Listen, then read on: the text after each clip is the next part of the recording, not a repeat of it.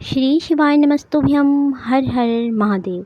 धमतरी छत्तीसगढ़ में गुरुजी श्री पंडित प्रदीप मिश्रा जी की श्राद्ध स्पेशल शिव महापुराण कथा जो कि 20 सितंबर से शुरू होकर 25 सितंबर को समाप्त हुई थी। इस कथा में गुरुजी ने श्राद्ध पक्ष के कुछ महत्वपूर्ण जानकारियां दी थी और 4 बिल्कुल नए उपयोगी उपाय भी बताए थे, जिसमें पहला उपाय था शीघ्र विवाह के लिए और दूसरा उपाय था 2 चावल के दाने और 1 कलश जल का, जिसे आपने विशेष तरीके से करना है। तो उपाय मैं आपको करके बताऊंगी जिससे आपको देखकर समझने में आसानी हो। देखिए, श्राद्ध पक्ष के अब कुछ ही दिन शेष बचे हैं, तो आप इन उपायों को करके अधिकाधिक लाभ प्राप्त कर सकते हैं। तो आइए चलिए बढ़ते हैं अपने पहले उपाय की तरफ। ये उपाय शीघ्र विवाह के लिए है। जिन बेटा बेटी के विवाह नहीं हो रहे हैं, गुरुजी ने कहा कि वो इस उपाय को कर सकते हैं। इस उपाय के लिए आपको 2 पुष्प, 1 लाल और 1 सफ़ेद और साथ ही 5 बेलपत्र की भी आवश्यकता होगी।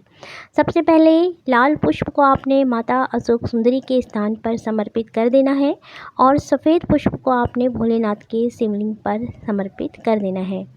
दोनों पुष्पों को समर्पित करने के बाद आपने 5 बेलपत्र लेनी है जो कि आपने भोलेनाथ के शिवलिंग पर समर्पित करने हैं। उन 5 बेलपत्रों को आप एक एक करके भी समर्पित कर सकते हैं और आप चाहें तो 5 बेलपत्र एक साथ भी समर्पित कर सकते हैं।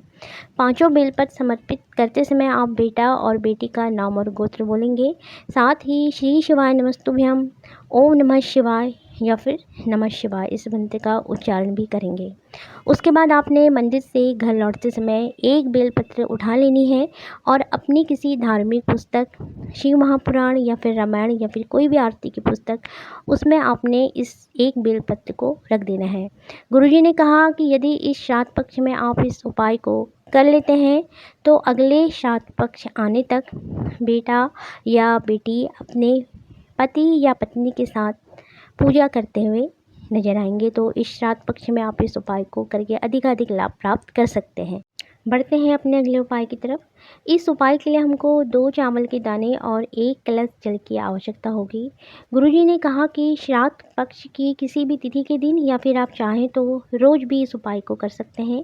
सबसे पहले आपने 1 चावल के दाने को माता अशोक सुंदरी के स्थान पर समर्पित करना है और दूसरे चावल के दाने को आपने भोलेनाथ के शिवलिंग पर समर्पित कर देना है।